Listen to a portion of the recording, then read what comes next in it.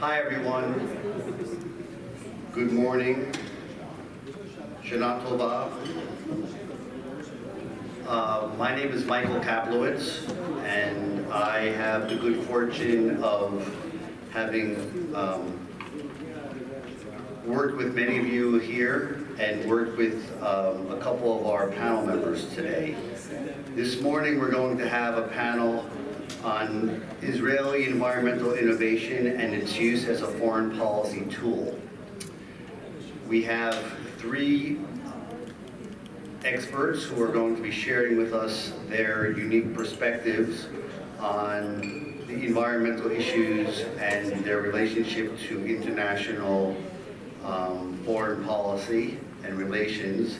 And I'd like to introduce our first speaker, Giora, Rytwo, who is a professor in environmental studies at Tel Hai College and MIGAL Research Institute in Israel. His research and academic teaching focuses on several aspects of environmental physical chemistry, including theoretical, thermodynamic, and kinetic aspects, developing analytical techniques, and emphasis on applied remediation approaches. In the last 20 years, Dr. Rytwo's research deals with water treatment technologies. He's submitted 25 patents and has brought 3 of his developments to market.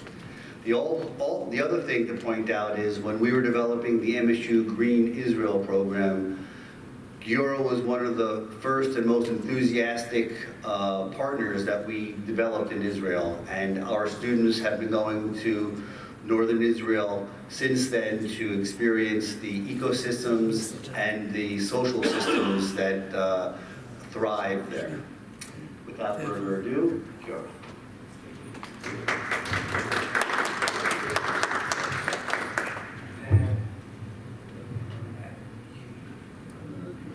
Micha and Itay also? They're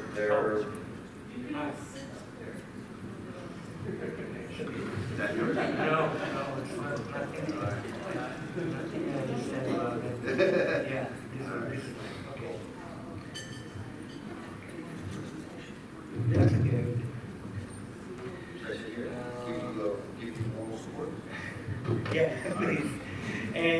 First of all, it's not Rytwo, it's Rytwo, and it goes to Rabbi Yom Tov Ben Shavili. If somebody of you is quite religious, maybe you know the Ritba. That means I think it mentions something about the roots of our people, how dispersed and coming back then again. And I'm really. I want to thank Amy for inviting me, and I thank you all for being here. And I will speak really about water crisis and what is and how do in Israel got to the point that people are asking us about how to treat the water. And in general, I'm coming, as Michael mentioned, from the north, the fingertip, the Galilee Panhandle area, and I'm working in 2, let's say, very tightly related institutes. Tel Hai College, that has about 20 departments. I'm now the head of the Environmental Sciences Department. And MIGAL Research Institute, that is research, that is, one of them is to the north of Kiryat Shmona, the other to the south of Kiryat Shmona.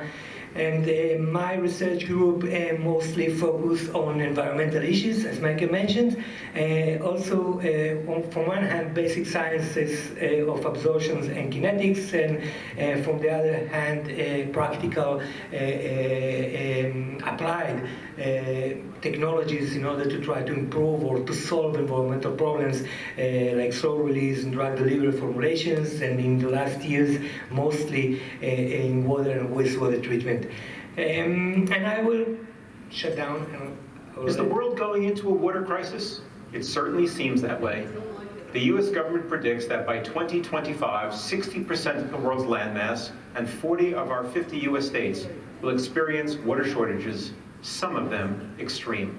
That's what they said figure, but then again, if we think about the water cycle that I assume all of us have learned in the kindergarten or in primary school. Then water evaporates, and then we get clouds, and then we get precipitation, and then it comes to the point that I will tell you a short story. Two Israeli water scientists are sitting in a conference with very important people from Germany and Italy and all of Europe, and everybody is whining about the water problems and the water pollution and how did we get to that point. And in the end, one of them, I think it was a German guy, points to the Israeli scientists and says, okay, so now the Israeli people will tell us how to solve that. And then again, if we take a look at the water cycle, I would like to present what Professor Radin from the Hebrew University named the revolutionary or the new water cycle. In addition to what we saw in the previous slide, then he had a new small cycle where people, men, use water, but then they return the water as water results from one hand, and also men take water directly from the sea and increases the amount of water that is available. But let's talk a few minutes about figures. How much water is needed and how much water do we have? And I think that Michael and Eric saw already those slides in Israel in my presentation to the students. The United States stated a benchmark for water stress, and they mentioned about 1,700 cubic meters per person per year. It looks a lot, but you should consider that it has also not only the drinking water, but the water for washing our cars and for irrigating our lawns, and for also for the agriculture that each one of us uses. You can see from the map that there are a lot of countries that are above this benchmark or on this benchmark, and most of the countries that are below are around the Mediterranean Sea. Now, if we take a look about the amount of water that each person uses, then we can get numbers that go from very low numbers to about more than 1,000 cubic meters per year. You can see that the countries that use a lot of water are not essentially, some of them are very developed, like the United States and Canada, but some of them are not so developed. And you can see that there is a very wide distribution. And if you divide and make a ratio between the numbers of how much you have and how much you need, then you get what is called a percentage of renewable water resources. And if the percentage is more than, let's say, 50% or 70%, then you are in a bad condition because you are using almost all of your water. And you can see that the countries that are above 75%, most of them are, again, around the Mediterranean Sea. Let's take a look at direct figures, for example, and let's compare Chile and Israel. For example, Chile as a test case only. You can see that as for the water resources, in Chile they have 55,000 cubic meters per person, a lot. In Israel we have about 250. The withdrawal in Chile almost more than 700, in Israel less than 300, and the percentage in Chile about 1%. In Israel, more than 100%. And the question is, how do you get to more than 100%? And the answer is, of course, you reuse water and you desalinate water. That means you try to solve your problem. If we take a look at the total amount of water needed in Israel, then those numbers are by the Israeli Water Authority. We can see that in 2020 we are accepted to use 2,000 millions of cubic meters for the whole Israel, the whole country. Half of it for domestic use. That means the section that is increasing in the demand is the domestic section and not the agriculture. The agriculture amounts are really quite constant, about 500, about a quarter of that amount. How much water do we have? because this is what we need. And then we're used to hear a lot about climate change, and indeed there is climate change, but if you take a look about the Israel Meteorological Service reports, then you see two different things. As for the temperature, indeed there was a heating. In the last 40 years, the temperature increased in about 2 degrees Celsius when you compare it to the 50s. But when you take a look at the precipitation amounts, then you see that there was not much of a change. There is a change in the pattern. There's a change in the amount of rainy days, there's a change in the strength of the rain, but the amount remains more or less the same. And you can see it also in this figure. You can see that there is a line more or less in the middle, and it goes up and down around that line. This line is what it calls, the hydrologists call a recharge series. It's the amount of water that you get from rain or from rivers. There are no rivers entering Israel, so there's no problem, it's only rain. And the amount of water that is going out, mostly by evaporation. And you can see the middle line is more or less at 14,000. I want to recall we need 20,000. We need 20,000. The middle is about 1,400, and we need 2,000. That means we are in an overdraft, like all of Israel also in the bank accounts. That means we don't have enough water, and that's the problem that we need to solve. How do we solve this problem? There are two approaches, and until the beginning of the 20th century there was even a discussion between the two approaches. Luckily, I think that Israel adopted both of them. One of them lowered the demand, the other increased the supply. Let's say a few words about each of them. How do we lower the demand? First of all, advertisement. A lot of, if anybody of you have been in Israel in the last years, you surely know this girl, and she's making an advertisement about how dry the country is. The second point, and I think it's more important, and it goes back to the 50s, education. Each kid in Israel from the beginning, from the kindergarten, knows that chaval al kol tipa. That means it's a pity to spill any drop. Of course, that you can also apply what we call economic measurements, as increased prices and fines. One point that is very important, because in several countries, even developed countries, it's a huge problem, and is trying to solve leakage problems in the water delivery system. But I think that the most active issues are try to find suitable gardening and agricultural crops that use less water. Another point is to increase the efficiency of the irrigation, and I will mention, since my lecture also will try to deal with some focuses of clean tech technologies in water issues, try to deliver the water only where you need it, that means near the root of the plants, and only when you need it. And this is interesting because there are several clean tech approaches and clean tech companies in Israel. And when you say clean tech, you mean environmentally oriented industries. But not all of them are new. For example, the first invention that I want to mention goes back to the 65, and it's the dripper. And it goes back even before, because the idea to engineer Simcha Blas, that was the inventor, as he mentioned, it came from the 30s, when they saw a small hole in a pipe and a tree around it that is growing so well.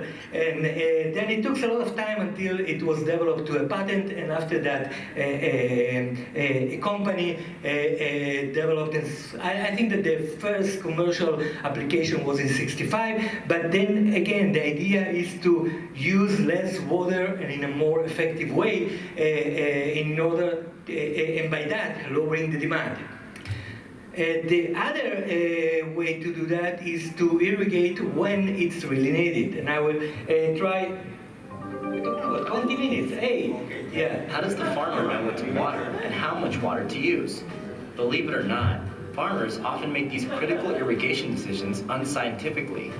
Not knowing the exact water needs has a significant impact on the tree's health, the quality and quantity of the crop, and ultimately, profits.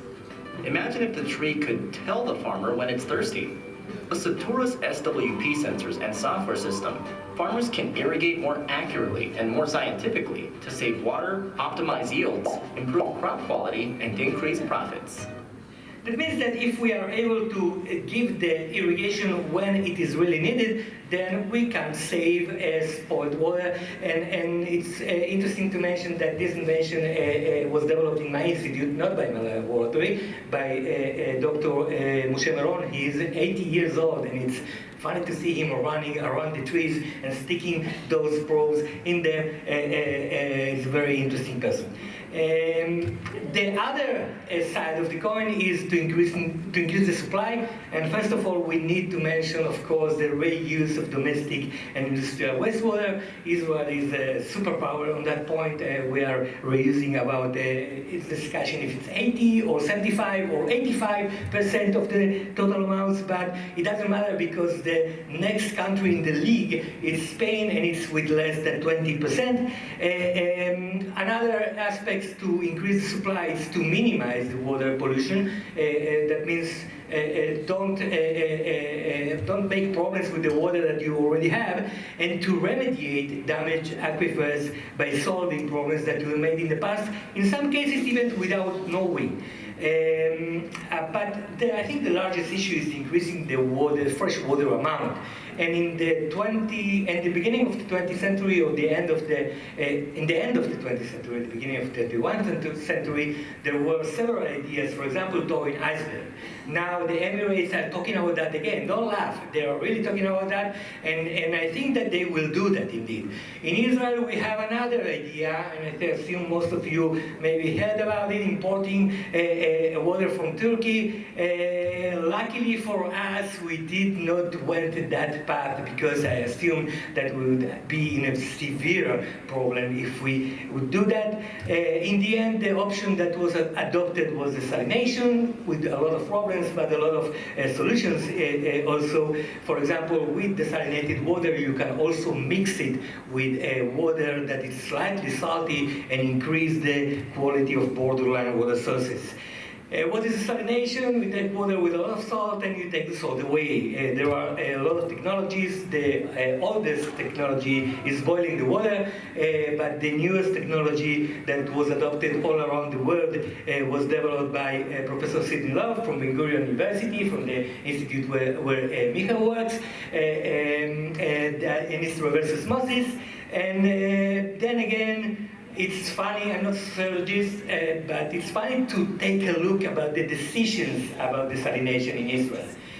After several years, about 10 years of relatively low amounts of rain, then Israel decided, after Turkey and icebergs, to desalinate water. And here are the first decisions to get 400 million of cubic meters of desalinated water. Those are the decisions. The plants take time to build. But then we had 3 very nice years with rain above average. And then the politicians decided that we don't need so much. Luckily for us, after that we have a series of several years of average or less than average amounts of rain. And then the decisions went back to, okay, we need water. Why do I say luckily for us? Because the year of 2013-2014 was a terrible year. Most of the country got less than 50% of the amounts, and in some places less than 30% of the amount. And I don't want to imagine what would be the condition of our country at that time without desalination plants. It's impossible to imagine. I assume that we would have water in the taps for 2 or 3 hours a day at the most. It is considered an expensive technique, but with the improvements that are coming during the time, then the prices went down to less than $0.50 per cubic meter. And if you get those amounts into consideration, then you can understand Professor Abner Adin's sentence in 2014, Israel had solved her water problem. That means there's no water problem in Israel by the new revolutionary water cycle.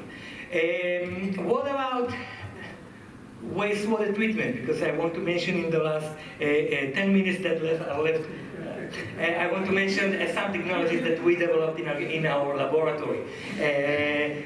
Of course, there are several problems in wastewater, smell, taste, but the main problems are toxins and pathogens. You need to meet standards. And those standards are developed in time by two main causes: health problems that you know about them, and health problems that suddenly arise and you didn't know about them before. But then again, you need to meet some standards in order to get the water good enough. One of the problems in wastewater is the turbidity, the cloudiness that you see, and we developed in our laboratory what we call nanocomposite, a combination of clay minerals and polymers that, as you can see, work very nicely. In this case, you see cow shit effluents on the left and winery effluent on the right, and it works quite nicely, and it's used in Israel in some wineries and in several fruit packaging industries. Another technology that we are working on it, and we are developing a company about that, deals with pharmaceuticals. This is a new problem, but a very old problem. Always we had pharmaceuticals in wastewater, but in the last years, due to advances in analytical methods, we suddenly noticed that the problems are there. And then we are talking about trying to degrade those components by photocatalytic processes. And the last one, as a matter of fact, the first one, it goes to the 2009.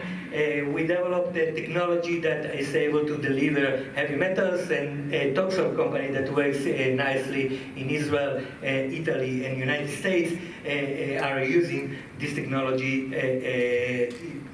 mostly in industry, but also in potable water, for example, to remove arsenate in Nevada. That is all. I will skip that one, and I will go to summary. Again, water problems are going to stay here around in the world at all, and in some places you can solve part of them by solving pollution, but in other places you need to increase the available water. And from that point of view, I think that Israel clean tech innovative approaches can help give us a very good reputation and give also solutions. Thank you very much for your attention.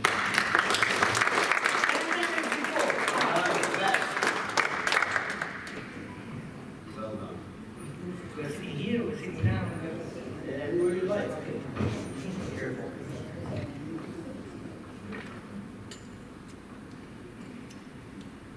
So our next speaker, Micha, received his PhD in plant biology from Hebrew University in Jerusalem, and he did his postdoctoral research here at Michigan State University with Professor Hans Kinde at the MSU DOE Plant Research Lab. He continued to work as a researcher at the Jacob Blaustein Institute for Desert Research, Ben Gurion University of the Negev. Dr. Guy's main research interests are plant membrane transport and adaptation of plants to stress conditions with emphasis on oxidative stress. Welcome. Yeah. I'll also acknowledge that Micha has been instrumental in our Green Israel program in civil care in the area. The last 3 times we've gone, he hooks us up with all sorts of professors who are doing great work in that area, and let us on great hikes, and so he's our guy in civil care. Okay, good morning. I have to cover 50,000 years in 20 minutes, which is quite pressure. So let's start. The Negev, from prehistory to current agriculture. There is no need to be an experienced geographer to perceive that actually the land of milk of honey is at the outskirts of the Sahara-Arabian desert. And it has many aspects and effects. Also, that it is located, it's a bridge between the Africa continent and Asia. This location actually affects its climate, flora, fauna, and human history. Now, The first thing that you can see also is that to the west there is the Mediterranean, people who do not know, and to the east there is the Rift Valley with its deepest descent under the ground level, that is the Dead Sea, 400 meters below sea level. All these can be viewed. Yeah, he might have just meant that it'll like display translated into the average rainfall. What you see is that once there is considerable and unbelievable, actually, a waterfall gradient from hotspots, very few hotspots of about 800 annual millimeters of rain in the upper north, but the more southern you go, then there is a continuous decrease up to a point where there is. This one? Okay, up to the point of 300 millimeters, that is today Kiryat Gat. Going south, you reach Beersheba, which is below 200 millimeters, and then we enter the desert. So the desert goes up to here, and immediately you can see that the arid and hyper-arid zones, meaning that rain that are also below 100, average 100 millimeters of rain, and below up to 20, down to 20, occupies about 50% of the land. The Negev, it's the Negev Desert, it's about 13,000 square kilometers, and it's about 55% of the country. Now, because of lack of time, I will concentrate only in agriculture about the Ramat Negev region, that is Sde Boker, well known because Ben Gurion, when he retired, lived in his last years there. And south, 10 kilometers south to Sde Boker, there is the ruins of the Nabatean city of Dat. So this will be the main places that I will concentrate. Pay attention, it is a transition between arid to hyper-arid zone, and for sure there is no agriculture that is dependent on rain in these areas.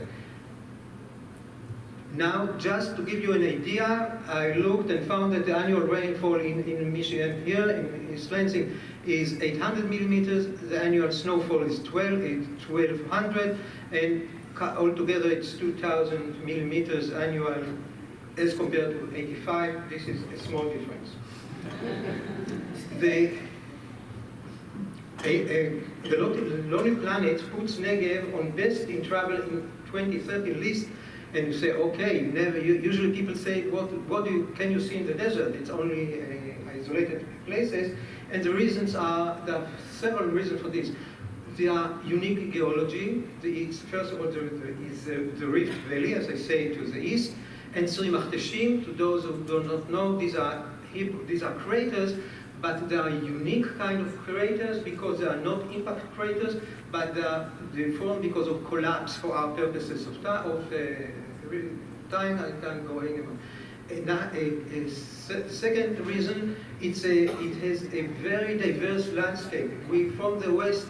At the west there are sand dunes, then the high mountain and the Rift Valley. Each place is characterized by totally different geology, and it has also a remarkable human history that is a continuous human presence from prehistory to the incense route and the desert cities of the Negev. So just to give you an impression, this is a view from the mountain of Elat down into the Rift Valley. It's really a magnificent view to those few who dare to climb there.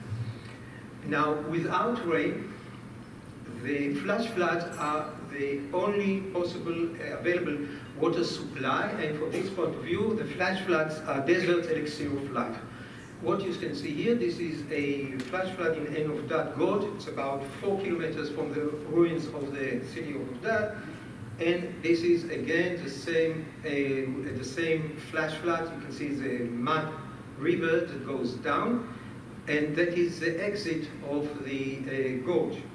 Now, at the exit, we have the archaeological site of Boker Tachtit. Boker Tachtit means lower Boker, and it is a unique archaeological site. Here, what you see here, this is an excavation of season of 2013 to 2015 This was taken in 2015, a joint project of the Weizmann Institute and Max Planck. But what is so unique about it, it is one of the earliest sites of the second wave of Homo sapiens out of Africa. But more important or more interesting is that it's one of the first sites where mass production of flint tools was found. It's about dated to 47,000 years ago. And this is interesting because there's no flint in this area, meaning that the people who used to work there had to schlep it or drag it along a long distance just because it was very good, probably water were available there.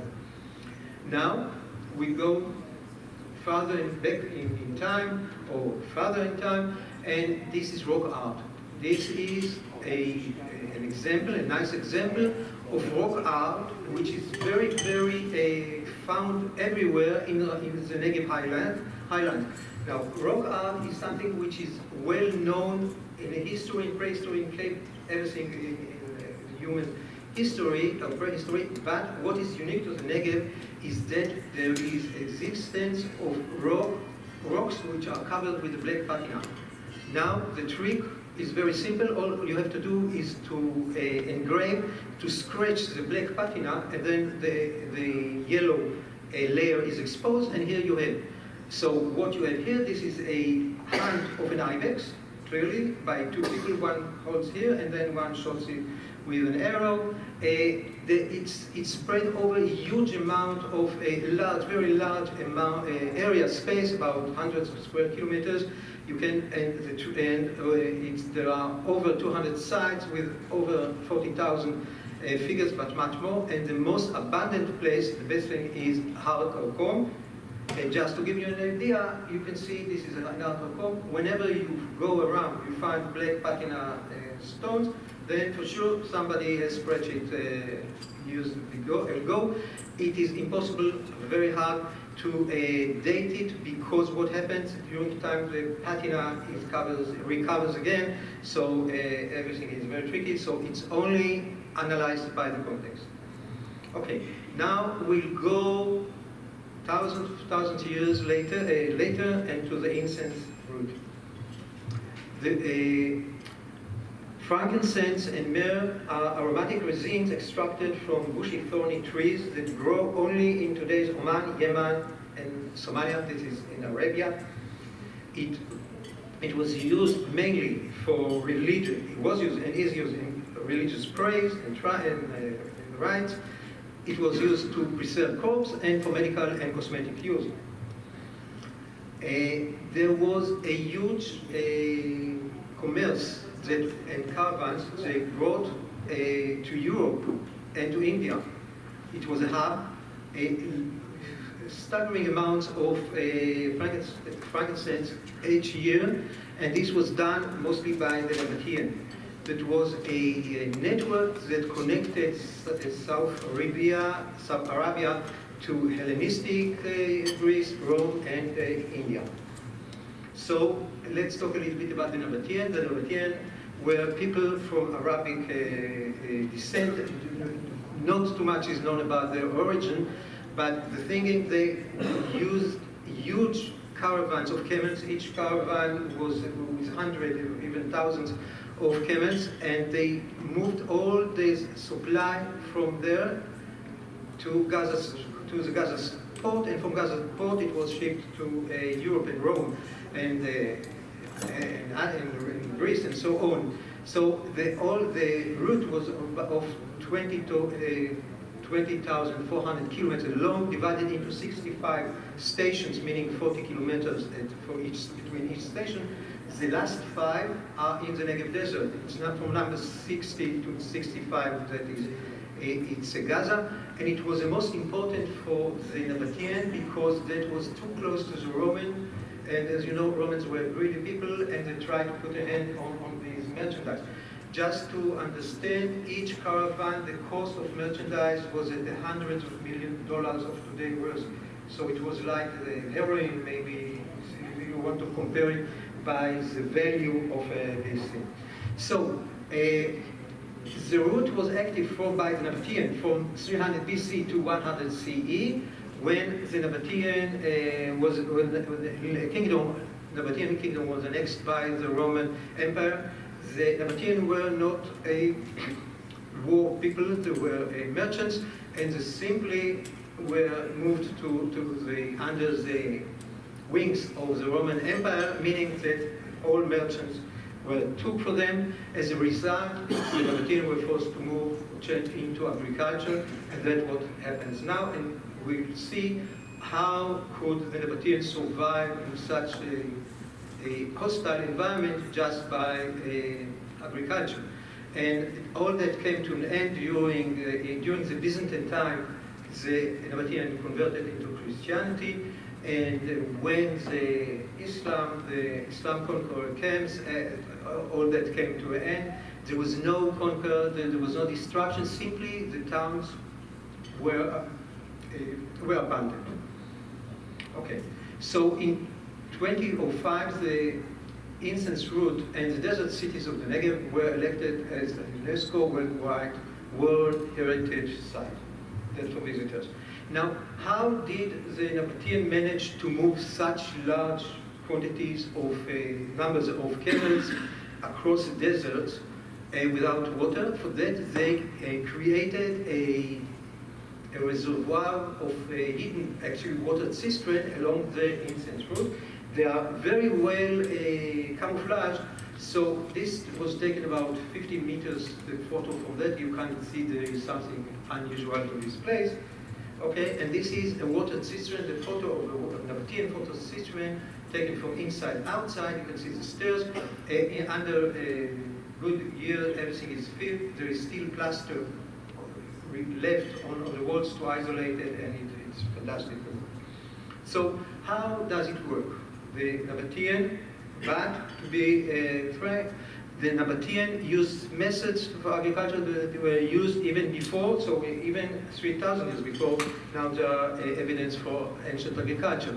So the Negev desert contains thousands of remnants of an ancient agricultural system characterized by terraced fields in valleys. And here you can see this is the photo I took last week. This is one terrace line, and the second one is here, and this is a wadi. So just another thing, pay attention, terrace agriculture is well known all over the world. The only difference is that here, usually in mountain terraces, the mountain slopes are cut in order to keep the water and fill the water. This is not such, this is unique to the Negev because there is no water other than water that came by flash flood. So in the years 1958 to 1980, Professor Eben Ari from the Hebrew University lived and restored an ancient Nabatean farm using its what was left over and reconstructed, and that was in of that. What he found actually, that crops can be grown without anything, like trees, almond and pistachia and so on, in places that have rainfall of about 85 millimeters of rain annually, and that is due to the way just how to collect water and divert water that will flow inside the valleys. And the main reason for this is that it's the unique soil of the Negev. When you have soil, not rocks, the soil actually is a deposit of loose soil that is wind blown from the Sahara. It's a tilt, it's a sea, and what happens is that once water will penetrate, it will absorb it by capillary, and it will restore water for months for the use of trees. Here we have a picture taken from the ruins of Ovdat to the reconstructed Eben Ari farm. You can see the plots, and even these are the terraces. This big photo was taken in January 1997. Now there are less and less flash floods, unfortunately, and you can see how effective are the terraces that keep water flooded here. And here what we have here, these are pistachia trees that in the winter are in shade. And this is the same plot in the summertime. You can see these are trees, mature crop yielding trees, almond trees that can stay forever. Archaeological evidence for agriculture is this is a wine press in Shifta ruins. This is again wine press in Ovdad. Now we go to current agriculture. This is Ramat Negev Regional Council. It is the largest regional council in Israel. It occupies 20% of the land surface. It is mostly nature reserve and farming zones. There are only 7,000 people, around 7,000 people. It has 4 kibbutzim, 3 moshavim, and 8 other things. Now, Ramat Negev Desert Agriculture Research Station. It is located 30 kilometers south of Beersheba. There is available underground brackish water, sand and loess soils are there, and there is a cooperation with the academic institution. Its mission is to introduce new crops, methodologies, and know-how for local farmers. Desert agriculture is fully dependent on agriculture. Just to pay attention that the cost of water for irrigation costs about 40% of the tomato production cost, which is the main crop of the Ramat Negev. This is brackish water that is underground and will not go inside. Are available. That is deep water, brackish water well. And as a result, each greenhouse has 2 water inlet. One is a desalinated water. This is true from 2008, and brackish water, and then they are mixed by the use of the EC controller, and each one has its own brackish water according to the desire. What is the benefit of the brackish water? First of all, it will reduce the cost of water. Instead of using very expensive water, distilled water, then they are less expensive. Then salinity plants are not used or were selected to grow under salinity, so this is a stress. As a result, there is a decreased yield, but there is a big change in the taste and the quality. So like the olive trees here has a higher, about 3-fold higher polyphenol content, so the quality is better. So these are olive trees. These are jojoba plantation. About now 50% of the world's jojoba oil production is produced in the Negev Desert. And the rise, and now I'll go to the first thing, the rise and challenges of Israeli cherry tomato. The cherry tomato were developed actually in the Hebrew University of Agriculture in the 80s. It is the main crop in the Ramat Negev. You can see this is a monster plant. It's each dunam of in the southern, there is a record yield of 22 tons per dunam, but unfortunately, since until 26, all was export to Europe, but from 1916, because of severe competition from Spain and Morocco, there is no export of cherry tomato at all, so it's stopped. So this just tells you that to rely on one crop is a very dangerous game, and you have to be innovative all the time, find new replacement. Now, over this thing, there is now, from the last year, there is a devastation of cherry tomato, but newly introduced an extremely highly contagious virus. And the virus will cause the plants, it will not kill them, but cause them to be very, very sensitive to other diseases, fungal diseases. There are no resistant varieties available, and that is the result. So what are the things that are under development? So now the first one is domestication of wild halophyte plants for gourmet food. This is like Saliconia and Salsola. These are edible, succulent halophytes with salty taste used as gourmet food in Europe mainly. It's native to sea coasts and salt marshes, so the use of brackish water is a very big advantage here. It is the most profitable now crop in Ramat Negev. And in this picture you can see last year visit of Eric's students in Saliconia. Another thing that is in development or under that is almost done, is domestication of wild plants. This is a hairy strokebill, and it was used by the Bedouin as a food actually, but these tubers contain a very, very extremely high content of anti-inflammatory agent, and it's now in the process of being used as an ornament to treat skin problems. The last thing that is now under construction is the desert truffle. The desert truffle is has a symbiotic relationship with the perennial shrub Eliantinum. And here, this is a photo of, as it is in nature, you see very, very few plants grow around. It's native to the sand dunes of the Negev desert. It has very, very few fungi fruit bodies, and you can extract about 1 kilogram per 40 square kilometers, and it's impossible, of course, to grow artificially the fruit bodies, and it's very expensive now. It's over $100 per kilogram.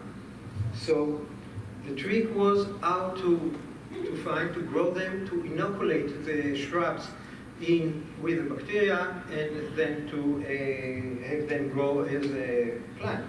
Commercial here, this is the association between the fruit body and the roots of the plant, fruit body, and this is the outcome of today. Current fruit yield is 15 kilogram per dunam, and the attempt is, of course, to increase as much as possible the yield.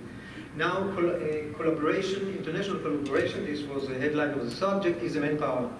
Manpower is one of the limiting problem, and the solution was a training program for students from developing countries. It started from 2006. There are 500 students, all university graduates, and they come from Nepal, Vietnam, and Myanmar. And this is sponsored by Ministries of Foreign Affairs, Agriculture, and Interior. In conclusion, in spite of desert bed reputation, parts of the Negev desert proved to be excellent for agriculture. The desert agriculture is probably something like oxymoron, because you don't do agriculture in desert, but somehow it was developed, and because of the need in the Negev. And the reason for why, what are the advantages? So there is low air humidity and physical geographical isolation. It means lesser susceptibility to pests and diseases. Sandy and less soil, the inert growth medium with better control for fertilization and irrigation, available brackish water, as we said, and the mild sunny winter temperature, which can provide herbs export to frozen Europe. Thank you.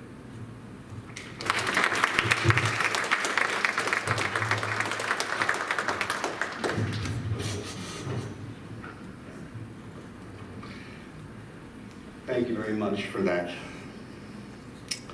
Our next speaker, Itay Fishhendler, heads the Environmental and Planning Program at the Hebrew University of Jerusalem. His research interests focus on environmental conflict resolution, natural resources governance, and decision-making under conditions of political and environmental uncertainties. He's a leading scholar on transboundary water institutions and Middle East water policy, and has published over 35 articles in leading policy, conflict resolution, peace studies, geography, ecological economics, and environmental journals. Dr. Fishhendler is now engaged in research related to the politics of energy infrastructure and energy diplomacy, including energy sanctions. And Itay is also one of the founding members of the Green Israel program, and a very reliable and entertaining partner for our faculty and students who make it to Israel. Itay.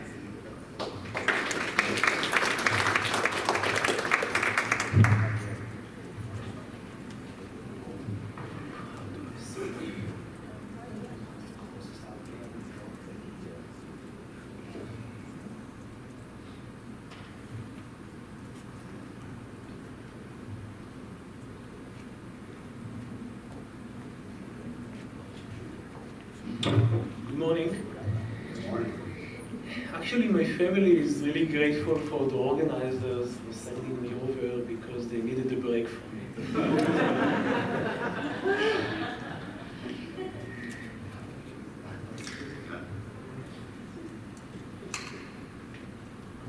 Okay, so my presentation is on how political entities, mostly countries, use natural resources as an instrument, as an instrument in foreign policy. If you look at the current news, you will see many cases that political entities may block the flow of water or may even impose an energy embargo as a strategic tool. At the upper picture, you could see the current situation in Baghdad, and how ISIS, Daesh blocked the flow of the natural water. In the lower right picture, you could see the disagreement between Donald Trump and Angela Merkel about the use of trade sanctions. Some of them tend to relate to natural resources. How does it work? How do we use energy or water or other resources as a punitive measure? We need to differentiate between measures that are physical. A country may decide to bombard energy or water infrastructure, and of course there are economic sanctions like trade embargoes. We also need to differentiate between what we call sticks, punitive measures in order to change the behavior of states, for example, increasing the price of electricity, imposing an energy embargo, and carrots. Carrots are exactly the opposite. Carrots are positive incentives like selling energy under the market price. Again, maybe as a courtesy, but again in order to change the behavior of a particular state. In reality, policymakers and politicians they tend to use sticks and carrots together. And you could see here a statement of my Foreign Affairs Minister about his attitude towards the Palestinians, that if they behave nicely and comply, he would give them some carrots, maybe he would build them some infrastructure, but if they behave badly, he would do exactly the opposite of it. Anyone who studied the use of sanctions have to confront a few questions that I've been struggling with in the last few years. The first one is the question of why. Why do we entangle natural resources together with foreign policy? It's not obvious. We could treat natural resources as a commodity. The second is the question of how. What type of sticks, what type of carrots we would use in order to incentivize a particular entity. And the third question is the when. Under what conditions we are likely to instrumentalize natural resources. And there is also the question of how would it affect the likelihood for cooperation or for a conflict. So 3 questions that my team are trying to figure out in the last 5 years. Let's start with the question of the when. Country would use energy or water as a weapon when it think that it may change the behavior of another entity. And it would happen usually when there is what we call dependency relations, as opposed to interdependency. Which means that a certain country do not have other water or energy alternatives, and therefore you could squeeze them, you could leverage them. And usually you get such a situation when you have unequal distribution of a resource, as we tend to have in energy or in water. We tend to have energy or water exporters and importers, and it gives either the importer or the exporter an advantage. Why do we use sticks? And this is based on a study my team did a year ago. We created a data set of all energy sanctions imposed in the last 50 years. And you could see that the sanctioners are, as we could expected, the US, Russia, and the United States, and they use energy sanctions in order to get access to more energy, but mostly in order to change the political behavior of some entities, and in the case of Russia, also around some territorial disputes. Once we impose a sanction, we know how it starts. We have no idea how it would end. So in a different study, we use the data set and we try to identify the evolution, the anatomy of energy sanctions.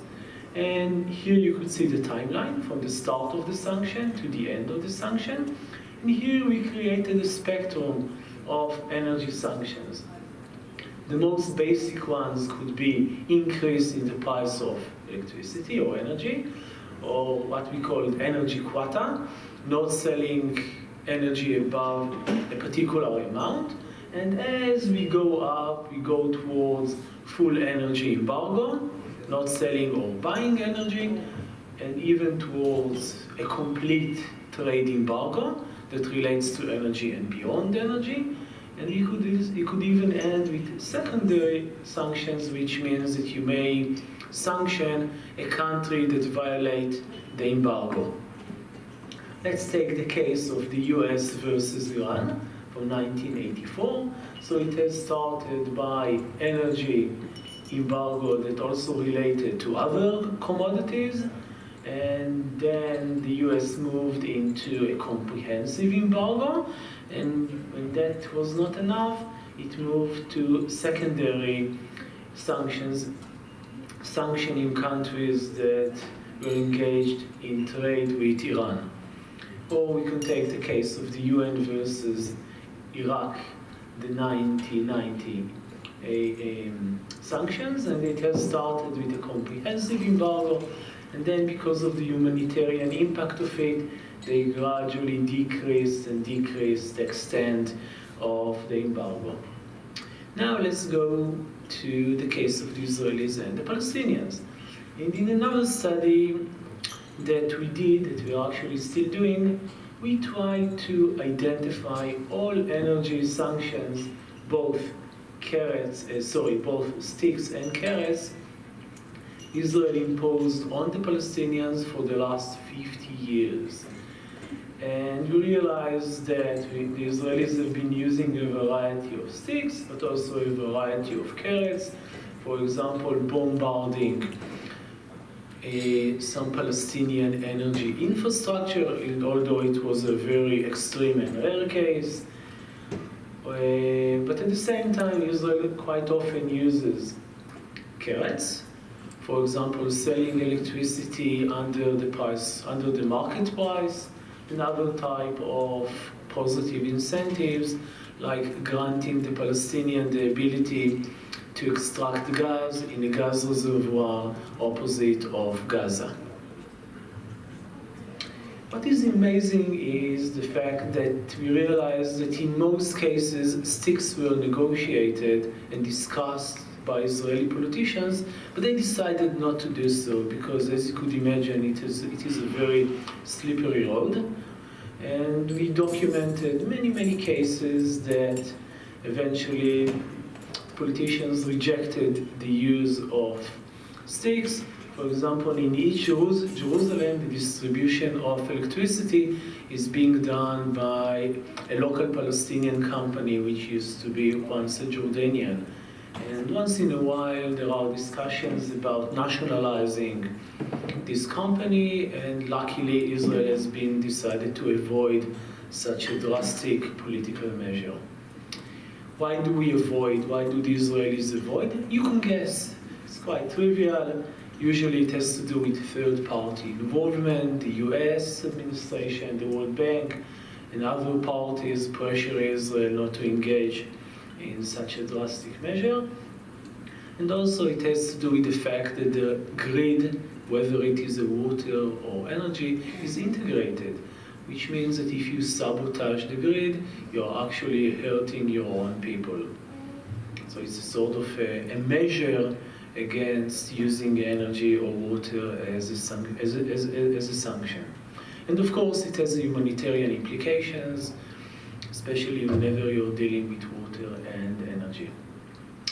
So I guess you would expect me now to discuss and tell you about the humanitarian crisis as a result of water and energy sanctions, but I decided to take a different angle and to tell you more about how local population within the Gaza Strip adapt and mitigate the fear of Israeli and Egyptians energy sanctions. So it's something new that me and my team are doing now. As you know, there is energy shortage in Gaza. We could read about it quite frequently in the daily news. And Gaza receives its electricity from Israel.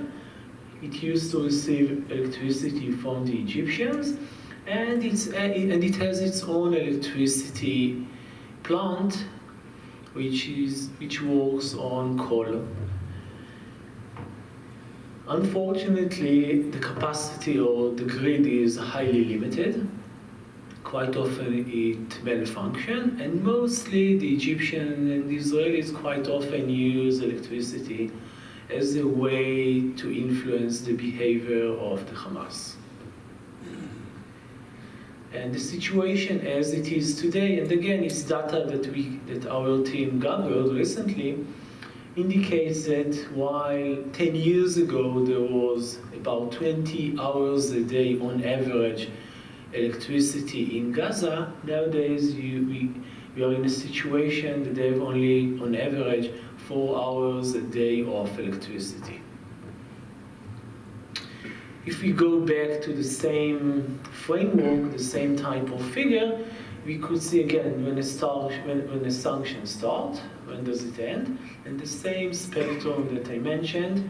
And we could see that after the kidnapping of the Israeli soldier Gilad Shalit, Israel started to engage with energy sanctions against the Hamas by restricting the amount of oil that gets into Gaza Strip, and then exacerbated the situation into a comprehensive embargo that relates to natural resources like energy and other resources. And then, given the UN pressure, because of the humanitarian crisis that evolved, it decreased the extent of the sanction and went back to fixed type of measure, and so on and so forth. So the interesting part is that when you examine nowadays the situation in Gaza, you would realize that Gaza is undergoing a deep renewable energy revolution. And I'm sure you would agree with me that Gaza is not the first place that you have in mind about a renewable revolution. You would probably think on Sweden, Norway, Germany, definitely not Gaza. But apparently, if you look at rooftops in Gaza, you would see that on schools and on major hospitals like the Shifa hospital, you would see hundreds of photovoltaic panels. And what we are trying to figure out today is to identify the enabling conditions that support such a deep renewable energy revolution. This is data we obtained from the Israeli administration, and you could see here, and we are trying to identify the enabling conditions. So here you could see the PV units that were exported from Israel through the Kerem Shalom border crossing, and you could see the timeline, and you could see that, for example, in the second half year of 2017, in a period of 6 months, about 39,000 solar panels were crossing the border and entering Gaza, which is an amazing and a huge amount of solar panels for a period of half a year. And that's to do with the fact that the Israeli authorities allows it to happen. They do not see any harm in letting the local population import solar panels. Another interesting enabling condition which we just identified is the number of stores, the number of floors in a building. And we realized that if your building has between 3 to 5 floors, it is more likely to install solar panels on its rooftop. And again, we could discuss what may explain such an outcome. Or, for example, we identified that the revolution usually happens on residential houses and less on commercial buildings. So we get into a situation that in 2015, and again, it's data that we produced quite recently. So you could see here, through using a remote sensing technique, that in 2015, 3 years ago, we had about 600 different sites, and each red dot is a renewable energy site. So 3 years ago, we had about 600 sites in Gaza Strip that produced renewable electricity. And nowadays, 3 years later, you get a situation that you have 35,000 sites all over Gaza, and you could see the distribution of it that produce clean, renewable energy. And the striking part is that nowadays you would realize that 25% of the electricity in Gaza is renewable, and 25% is, in terms of percentage, is equivalent to the renewable revolution that we see in places like Germany. And in Israel, for example, nowadays we have about 3% of renewable energy. So in terms of percentage, they are 8 times more advanced than the Israelis. And this is in a way offset the reduction of electricity that comes from other sources like the local production, the Gaza power plant, or electricity that used to come from Egypt, and now you could see the decrease of Egyptian electricity. And I guess I stop here.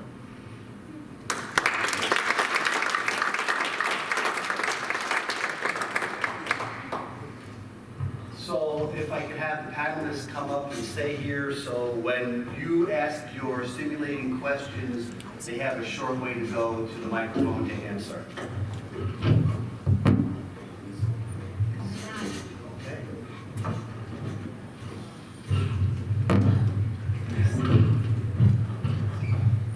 So we'll start over there. Hi. Pretty excellent presentations. I enjoyed it very, very much. I have a question for Itay and for Giora. Itay, I'm curious to know to what extent Israeli supply depends on Palestinian ability to pay in Gaza. So a fascinating presentation. I just want to know to what extent the supply is a charitable act or if it's just a commercial act. And Giora, who painted such a positive picture, seems you are very, very familiar with MIGAL. Maybe you can describe the condition of the rivers and the streams, so the streams of the Galilee, and the crisis there. What do you think that the desalination revolution has any hope for nature? If there are going to be any beneficiaries right now, we see the only losers.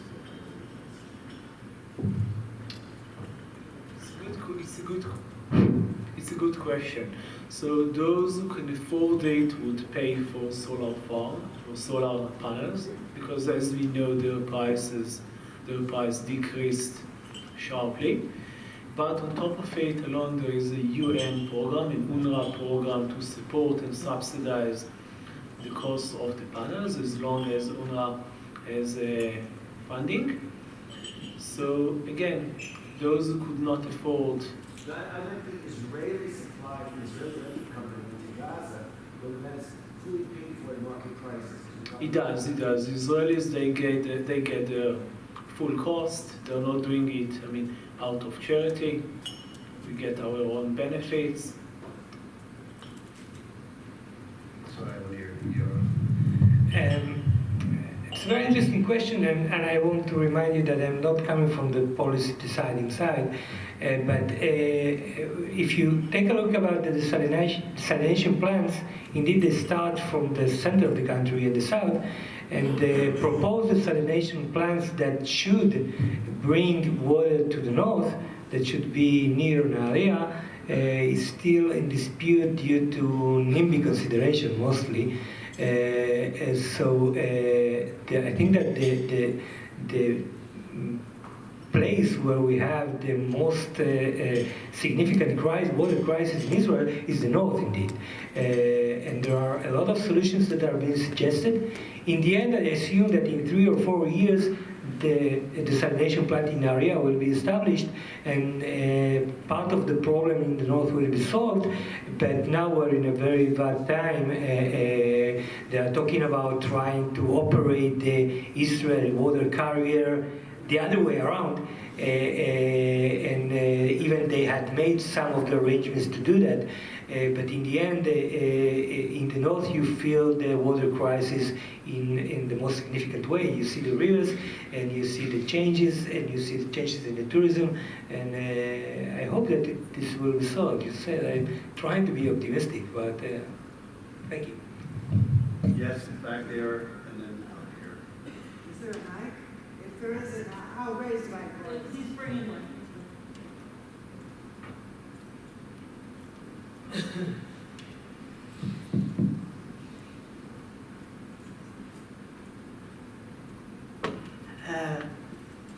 Also, I want to repeat that this was a marvelous and very instructive panel, and thank all 3 of you. I have a specific question to Itay. With 25% renewable energy capacity in Gaza, there seems to be a discrepancy between the average electricity per day and the rise in independent renewable energy capacity. If it rose to 25% of all capacity in the past year or so, then why is the average electricity supply only 4 hours a day and constant? It's a very good question. So first, there is a decrease, a drastic decrease of other resources like the Egyptian electricity production and their self-production through their current electricity or energy plant. And another reason is that it is on average, which means that the average distorts the data, and it means that some population who have renewable energy, they get electricity most hours of the day, as opposed to others which do not have, and they have by far less. So the fact that they said 25, it's a distortion, and it is unequally distributed among the local population.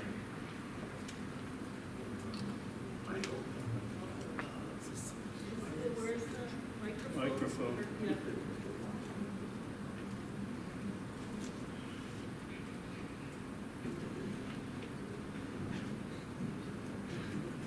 Excellent presentation by everybody. So interesting. So Professor Alontal presented a lecture a number of years ago here at Michigan State on the use of water as a key element in the peace treaty with Jordan some 20 years ago. Which included an element of the peace treaty was that Israel had to export to Jordan water that they much needed, and that was part of the treaty. Has that continued to work? How significant is the amount of water that Jordan gets, and has that been? And I think they pay for it. Can you give us an update on that? It's a question for me.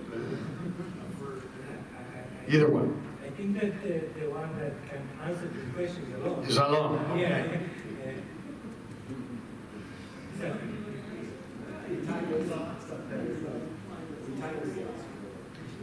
No, but I haven't been doing water for a few years, so I'm a bit rusty.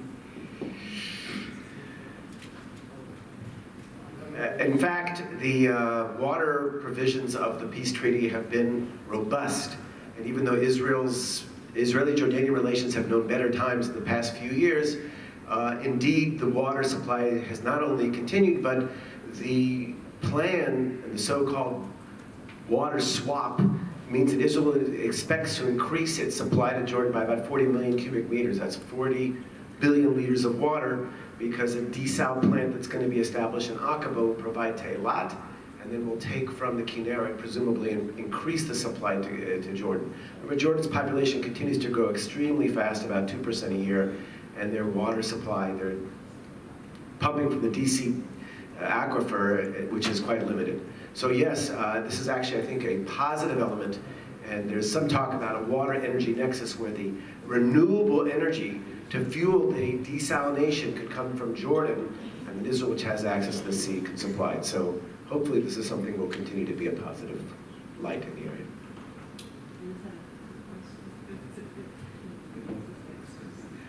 First, I wanted to thank all the panelists for their immense contributions over the years to the Environmental Study Abroad program, and Mike Kaplowitz for starting it, and also the Mike Kaplowitz Family Endowment that actually has helped support all the panelists to come here today. So I just wanted to first say that thank you for that.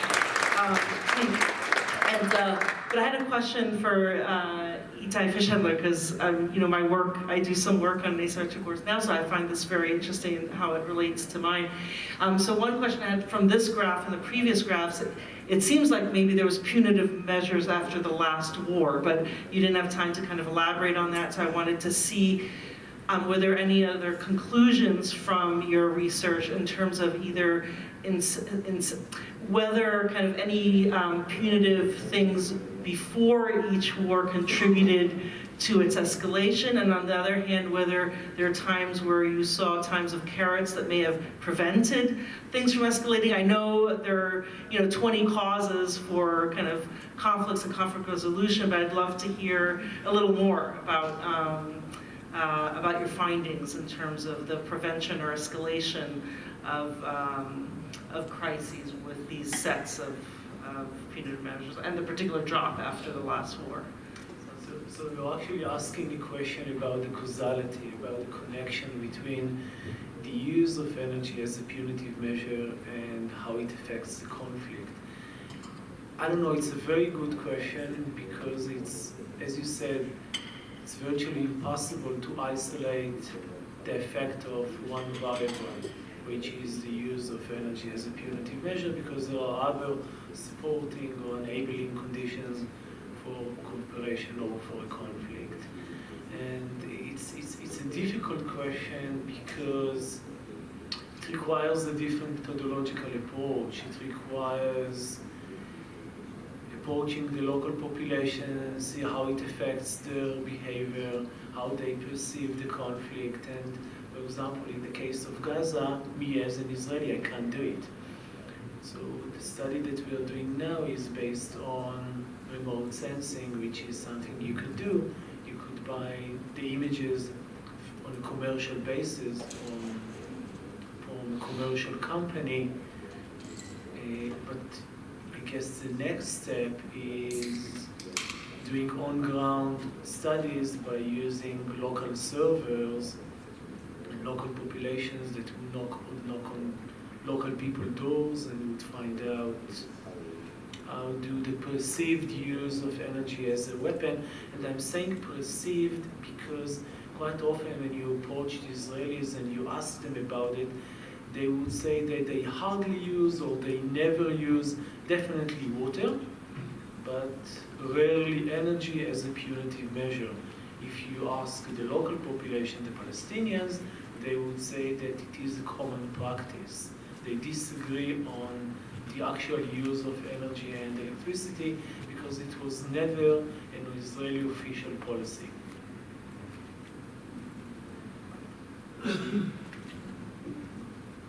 This is a question for Micha, and I guess it's a two-part question. One is on the commercialization of sort of food and food sovereignty and food justice. And I guess the first part is a little humorous. As a big fan of truffle fries. I'm wondering is there any attempt to commercialize some of the the work on truffles in Israel? But the more serious question is about the research center, and whether not only do you have workers coming from Vietnam and Nepal, but you have researchers coming from other arid and semi-arid areas, including in the US and the Southwest, who are trying to learn more about the techniques that you've developed in the Negev. Okay, first of all,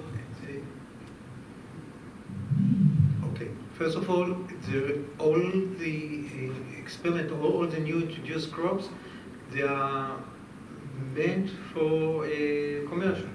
This will be support for farmers and kibbutzim that will grow, that will have income from that. So this is one thing. Second thing is that Ramat Negev by itself has a very close ties with research institutions like the Gurion University, a Vulcani Center, and the Faculty of Agriculture in Rehovot. So they will send their people.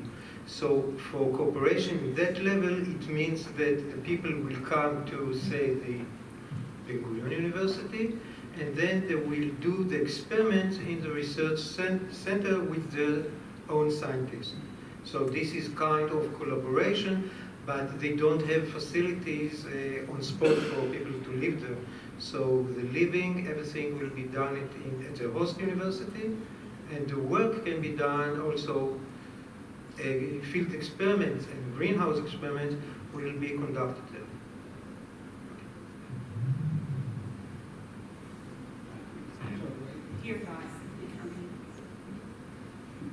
In your presentation, you made a comment about the contrast between the huge amount of solar power, percentage-wise, in Gaza and the very small amount in Israel. I've previously heard of it for a number of years about the small amount of solar in Israel, and I'm wondering if you could talk about why that's the case and if that's likely to change anytime soon. It depends who you ask. So the Israeli Energy Authority would say that it would increase dramatically in the next few years, and in a few, I guess in about 12 years, hopefully we will get up to 15% of renewable electricity. 15% from a global perspective, from a comparative perspective, is still very low. Most countries, 90% of the countries, would have by that time, I would say, above 25. Why is it? It has to do, again, depends who you ask. But essentially, the regulator had in the past by far less motivation because it wished to incentivize gas, which now we have our own local gas given the gas discoveries. So renewable competes with other alternative sources, and the regulator prioritized gas. But it also has to do with the concept of public acceptance, and in many cases the public, especially whenever it comes to wind turbine, reject such a source of energy. So as long as we do not take care of the low public acceptance, we're going to find it very hard to increase the percentage of renewable electricity. So Giora has some insights to share. I think that it goes back to the slide, the wonderful slide that Itay shows us about the grid, the mother and the father of the innovative approaches. In Israel, the largest development of solar energy use was during the 50s and the 60s with the solar warming devices. But then again, the prices of the electricity went down, and now because of the gas, they are not expected to go higher than that. And then we're going to the father of the invention, that's the grid. And I think that's the reason that I agree with Itay that it's not expected to increase so much unless something bad will happen with the gas.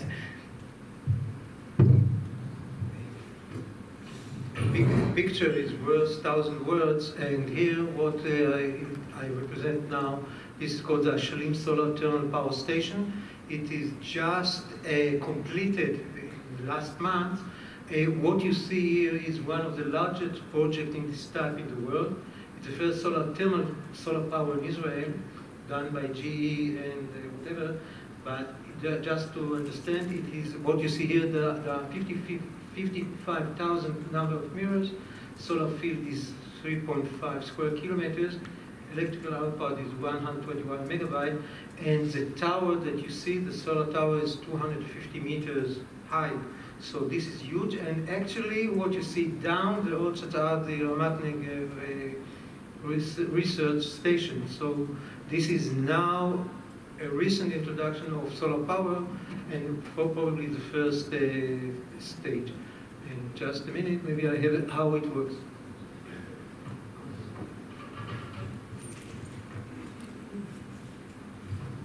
Here what you can see, this is the light that irradiates the collector on the top of the sun tower to produce. There are turbines there, and this is how it works right now. It started a few months ago.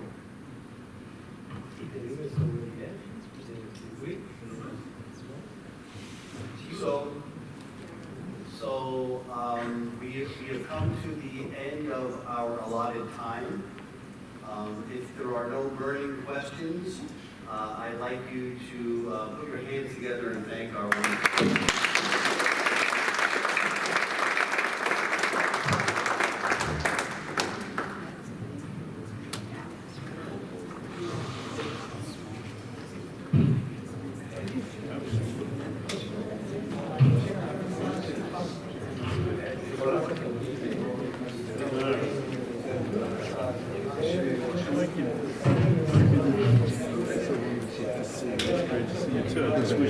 we have more time to spend. Let's get this guy.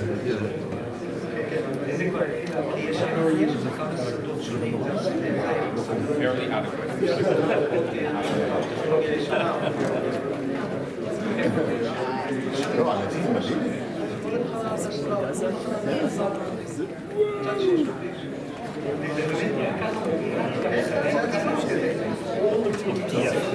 On the spot. Give us the right.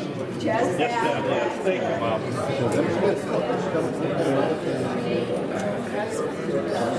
We need to go one for the East Bank, one for the West Bank.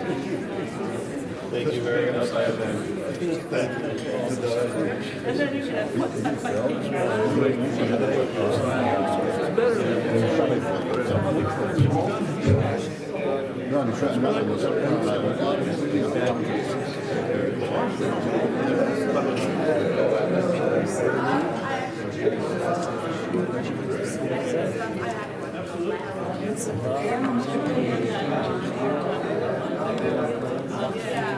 you.